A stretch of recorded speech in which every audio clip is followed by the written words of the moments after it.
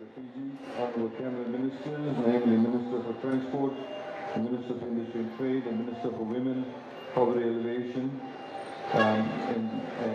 ladies and gentlemen, I'd like to also welcome at the same time the board members of Vodafone Fiji and board members of ATH, the Restricted Cabinet Secretaries, the Fiji Bus Operators Association, the team from Vodafone Fiji, and of course all of the wonderful people who are gathered here with us today.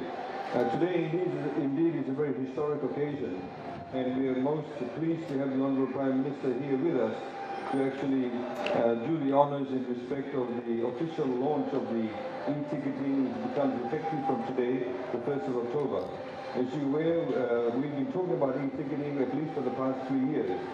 And in those 3 years, there's been quite a lot of work that's been done behind the scenes. There has been a lot of negotiations, there's been a lot of stakeholders that participated. Members of the public have been consulted in this respect also. And today, we now have the actual launch. So we had given a lead time of over 2 months to alert members of the public that from today, no cash will be accepted when you actually pay for your bus fare when you board the buses. What will actually happen from today is that you have your e-ticketing card, the permanent card that you can get, or if you're not a regular traveler, or if you've forgotten to bring your e-ticketing card, you can actually buy what we call a disposable card, and those disposable cards are available not only at the Vodafone outlets and all the various certified outlets through Vodafone, but also on the buses themselves. So if you sort of running to work and you've forgotten your card and you simply want to buy a $2 card, you can actually buy the $2 card on the bus itself. One of the reasons, of course, that we have introduced e-ticketing is to bring about a lot better accountability.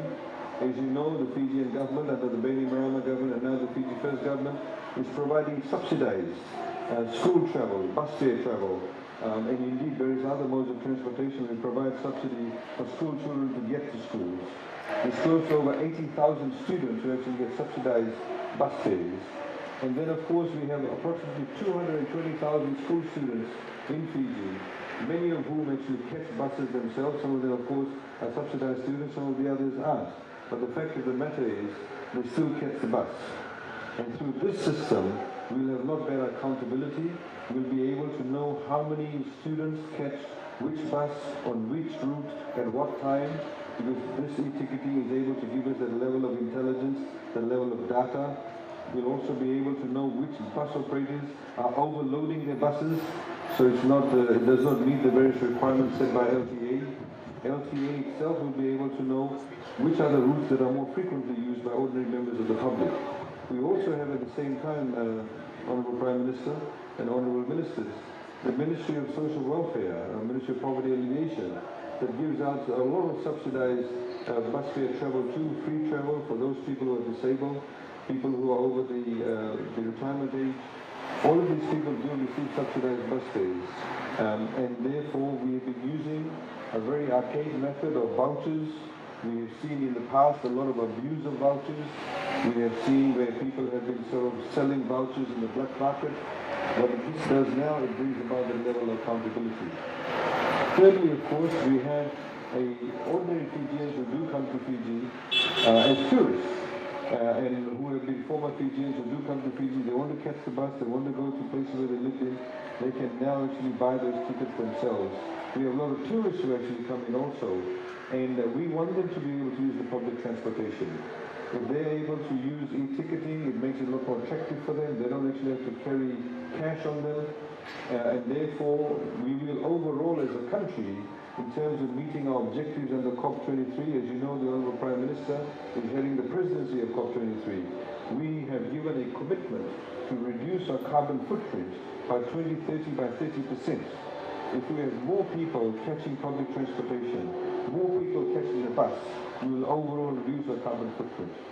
It is not an uncommon sight to see so many people who travel at peak hour traffic between Nusinu and Suva, where there is one car with only one person in it. If we are able to increase the quality of the overall public transportation system, and by way of, for example, what we have done in the budget as announced, all small bus companies that have a gross turnover of less than $1.5 million, if they actually now buy buses the loan that they get, the interest rate they will pay will be 5% or less. We also are saying that people can use the road service license that they do have. They're able to use it as a mortgage. They can sell it, which adds a lot of commercial value to public transportation system. This will mean we should no longer have buses very soon that has tarpaulins as windows. We need proper windows. So people who even work in offices, as we say, a lot of people who wear suits, they'll never catch the bus. They'll only want to catch a taxi or feel that they have to travel by a car. But the same people will wear the suit and catch a bus in Sydney, catch a train in Sydney, catch a ferry in Sydney. But in Fiji they won't. We need to change the way that we view public transportation in Fiji. We need to make buses more attractive.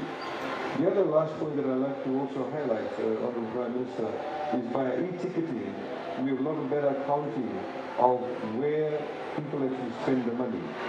We have a lot of leakages within the taxation system. We have been told by the bus operators that many of the drivers perhaps do not give them the full amount of money they collect for the day. There has been industry discourse that says that there's been a lot of talk about that at least 1/3 of the income that's derived from passengers actually is leaked or goes into the black economy. So if we have proper e-ticketing, each bus driver will be held accountable. The bus will also be held accountable by the Fiji Revenue and Customs Service. Everybody will actually get to benefit. They'll pay the right taxes. And we also know in terms of overall national planning, as you know, there's been enormous demographic movements in Fiji. For example, Nasinu now is the largest municipality in Fiji. So if we know exactly how many people are getting on where do they get off, at what time, it will help the minister, together with his team, do proper policy planning. Be able to work together with LTA to know where should we give out more routes in respect of bus services. So overall, everybody benefits. Of course, we have, whenever you introduce anything new, sometimes people feel reluctant about it because it's a new initiative, because people have been in Fiji always been paying cash for the bus fares. So it will take a little bit of adjustment. We believe the 2 months we have given has made people adjust quite a lot significantly. The system is quite supple in the way that it allows the level of flexibility, where people, if they do, for example, like we said, only want to pay and catch the bus a couple of times, they can buy the disposable cards. You can redeem every single cent. So if, for example, you buy even a $5 card and you use it and you spend $4 and you've got $1 left on it, you can take even that particular card, the disposable card, and get your $1 back. So you do not lose out a single cent. Everybody is able to recover every single cent that they put on the card itself. We have, of course, from tomorrow, as you know, today officially is a launch, but tomorrow all the school children will be catching the buses. We have about 400 students who have not actually received the cards itself. They'll all receive it by tomorrow, but overall close to 80,000 students have received the cards. Also, ladies and gentlemen, just to also warn you, in order to make the system work, we have various penalties. So we've got an arrangement with the bus companies that, for example, if a person gets on the bus and the machine does not work, it's not that person's fault, the passenger's fault. The bus operators, the bus driver has to allow the passenger onto the bus for free. It is not the fault of the passenger. So we've also built that into the law. If a bus driver does not allow the passenger to get on for free, there's a penalty imposed both on the driver and also the bus company. Similarly, we expect people to do the right thing. At the moment, as you know, that when you go into the buses, you'll see when the Honourable Prime Minister boards one of the buses, is that you actually say to the driver which destination you're going to. The driver will then tap the card and then take that money off the card and you'll get a receipt for that. Please tell the driver the correct destination. We do not want you to say, for example, that you are going to Nagua and you say you're going to get off in Orlando. So you need to be able to, there's a particular level of trust. Don't say you're going to Lemi but you're getting off in Nagua. LTA, of course, has the ability to also check the tickets. The tickets are barcoded, so they can go around with the portable, the guns, as they say, and they'll check exactly where you got on and where you're actually getting off. And all of those checks and balances have been put in place. Later on, of course, as we've said, there's other new technologies available. once we get the GPS system working, we'll have what we call tap on, tap off. At the moment, you have to tell the driver the destination, and they'll actually type it in, and they'll give you a ticket. Later on, when you get tap on, tap off, you simply get onto the bus, you tap your card, and when you're getting off, you tap your card again, and they'll actually deduct the right amount of money. But that involves the GPS system being put in place, and of course we need to work together with the LTA to get the stages right. But in the meantime, we've introduced this. Many countries in the world actually have this. We insisted with Vodafone. As you know, there are other players in the market, but Vodafone was the only one that was willing to invest. They've invested over $7 million into this particular program, and perhaps more. But we've asked everybody to be able to participate in a lot more thorough way. Vodafone, of course, will be carrying out the various public relations in respect of this, and we look forward to everybody actually participating. Already we have, out of the 550,000 registered customers, Honorable Prime Minister, we have amounts totaling over $1 million that's already been topped up onto the cards themselves. We have, of course, just by way of specifics, we have different color codes for the cards, so we know exactly who's getting on. So we have the purple, which is for senior citizens. So only senior citizens will get a purple colored card. We have green, the persons with disabilities. We have yellow, which is a non-subsidized students. There are, of course, students who are non-subsidized. Blue for subsidized students. And red, which is the general color for everybody that's an adult that's paying the full fare for the buses. In this way, we have a lot better accountability. We know exactly who's on the buses themselves. So, Honourable Prime Minister, without further ado, I'd like to once again thank you for your support. I'd like to thank all the bus operators, Vodafone PG. It's been a fairly long journey for everybody. The law has been worked out quite thoroughly over a period of 3 years.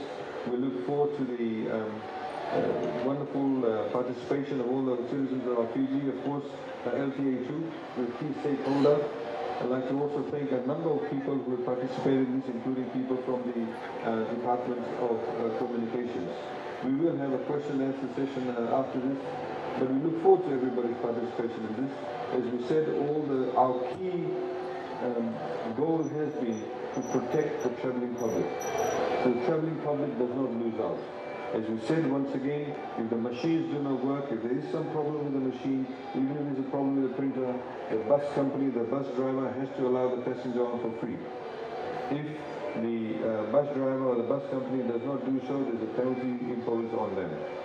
Similarly, of course, we have said that any bus company that does not install the machines, there are fairly heavy penalties for them. And we're glad to say, from what we are told now, that all the bus companies actually now have machines, and all the bus companies that will be on the road will actually have those machines working from today. So thank you very much once again for your participation. I'd like to now invite Vodafone PG to say a few words and explain to you the process that they went through, and we can also answer any questions that you may have after this, after we've seen the Honourable Prime Minister use the ticketing card himself. Thank you very much. The students who haven't received their cards, so for tomorrow, how are they going to go to school? Are they going to get in the bus free? Yeah, we made arrangements with the Bus Operators Association that they will get on for free. There's not that many, there's only about 400 of them that have not received a card. So those 400 will get on for free tomorrow morning. But of course, we'll sort that out with Vodafone and the Bus Operators Association. And they should get the cards by tomorrow during the day, at the latest by Tuesday. At this moment, some people back in the office are provisioning the cards. We got the list from the Ministry of Education yesterday afternoon. So we will have the cards delivered to the Ministry of Education tomorrow morning to be given to the students. So, Minister, you had mentioned earlier about e-ticketing system also possibly being used in the minibuses. Is there any plan towards that, or? Well, sure.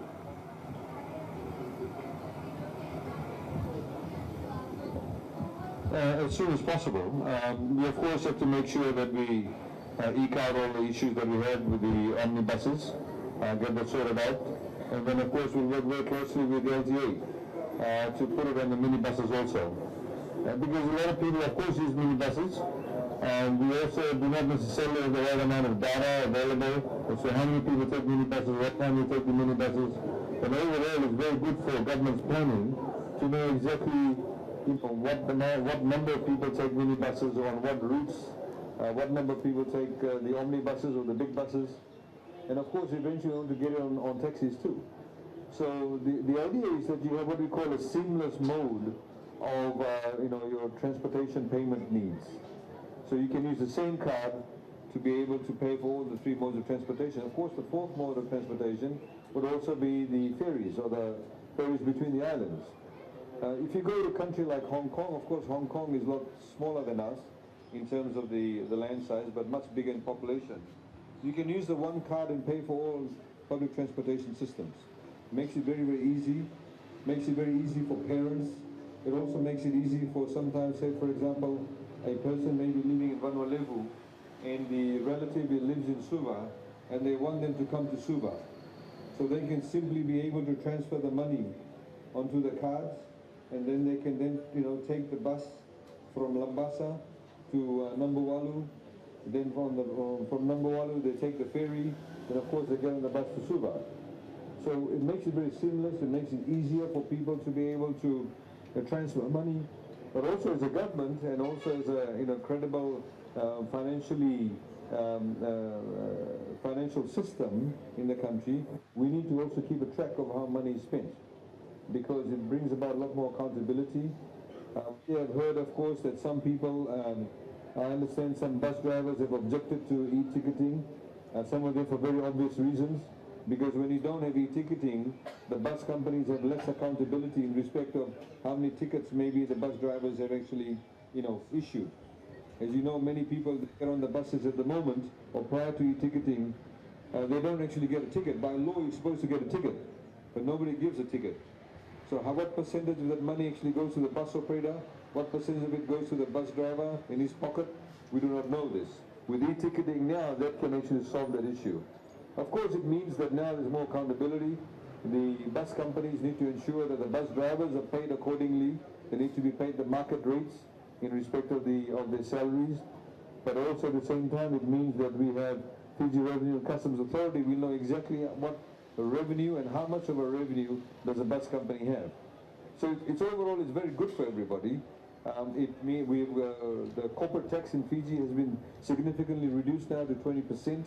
Of course, if you're a listed company, it's only 10%. We do not see any bus company in Fiji that is a listed company. I'd encourage some of the larger companies in Fiji, bus companies, to actually list themselves, to be able to then get a good return on the equity they've already invested in, and to be able to then lift up the mode of public transportation. As we've said previously, that today in Fiji, it takes you about an hour and a half to travel from, say, Nakasi to Suva at peak period. We now have the 4-laning of the road that's been done. If you go to a place like Sydney, you'll find in peak hour period, certain lanes are dedicated for only buses, say between 7 a.m. and 9 a.m. So if we are able to do that also, with the roadworks being carried out all the way to Nassau, of course, but if we're able to do that, and we get more people to travel on buses, then less people will travel by cars to Suva in the morning. So rather than going by the cars and you get all the traffic jam, people can actually park their cars, maybe at a central point. This is where the Minister for Transport gets all this sort of intelligence, so he can know if, for example, there's 25,000 people living in the wider Nasino area. Maybe we need to build a couple of car parking spaces, so people, when they come from the small side streets, from their homes, they come to a central place, they park their car, and then they catch the bus from there. They catch the bus to come to Suva. If we're a dedicated bus lane, they can get to Suva within half an hour or less.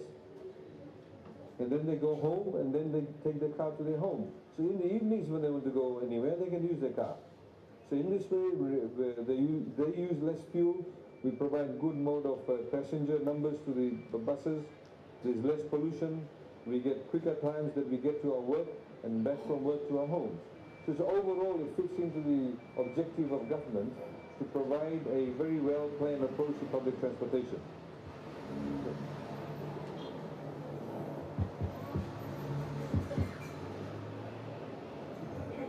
Thank you, sir. Honorable Minister, this is more of a clarification than a question. As you are aware that bus operators will not refuse any students boarding buses whether they have cars or they don't have cars. But we have an issue here. As you are aware that we have a rural service license. A rural service license operating in an area like interiors where they carry school students as well. I believe that they will continue to use rural service vouchers, the school vouchers. What happens if because they don't have a standby bus, the carrier or RSL truck, what happens if that truck is break down and is not be able to service that particular school or student? Then these students will have to be transported by buses. So is it okay for the bus operators to accept voucher as well, or do we? What do we do? Sorry, that's some of the issues that we're working out with the Ministry of Education. Obviously, I can't give an answer now, but they are some of the issues that we'll be sorting out with the Ministry of Education. Yes, I have a suggestion. So, I think they have a handheld machine. So, all these RSL permit holders should have one of that as well. Well, the solution is this. They all need to be given cards eventually. Yes. So that's what we're working towards. They'll all be given cards. That's the solution. Yeah, but then, so what happens there? If we start from cards from right from now, what happens is that we have a uniformity system, and handheld is a machine that can be carried around. Sure. So they can use the card in the bus, and at the same time they can use it in the RSL as well. Yes. So that will solve the problem. Yes. Thank you. Thank you.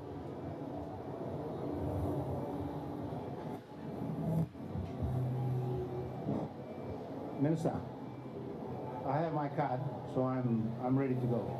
Just one question: do you have plans to have the timetable of the buses in a lot of the bus stops? Yeah, that's LTA, the CEO is here. That's something that they're working on.